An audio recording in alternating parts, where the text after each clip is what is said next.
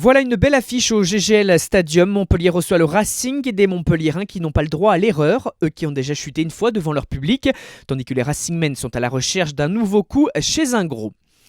Face à cette pression du résultat, ce sont les Franciliens qui prennent les devants et le jeu à leur compte. Simon Zebo prend un intervalle pour franchir le premier rideau, servir après contact Juanimov. Et malgré le retour de Gabriel Gandebe, il s'agit bien du premier essai au bout de cette course folle.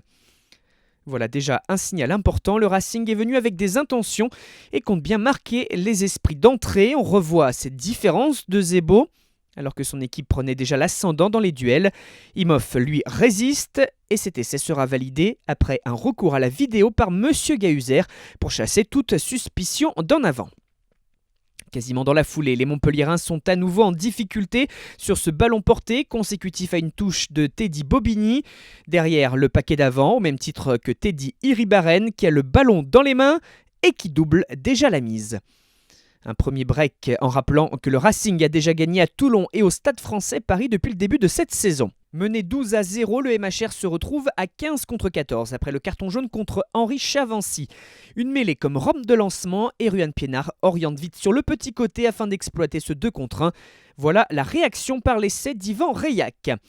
Il aura fallu attendre cette infériorité numérique pour voir le Racing céder sur le plan défensif.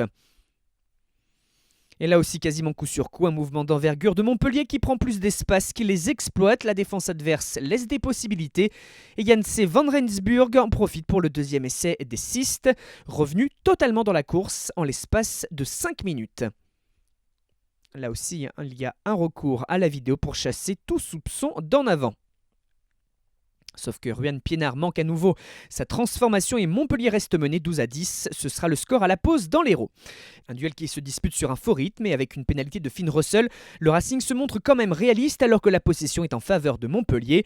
Et quoi de meilleur comme autre preuve de réalisme que cette interception de Juanimov qui remonte tout le terrain et s'en va breaker, réalisant un doublé. L'ailier argentin a lu la tentative de passe après contact qui a tardé.